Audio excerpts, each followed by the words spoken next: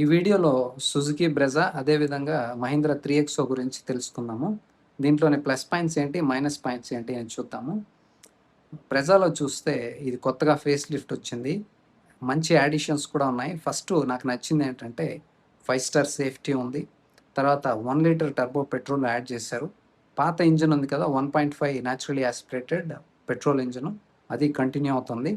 మీకు రెండింటిలో మాన్యువల్ ఉంది. ఆటోమేటిక్ కావాలంటే మాత్రం 1.5 ఎన్ఏలో మాత్రం దొరుకుతుంది. దాంట్లోనే మీకు సిఎన్జి కూడా ఉంది.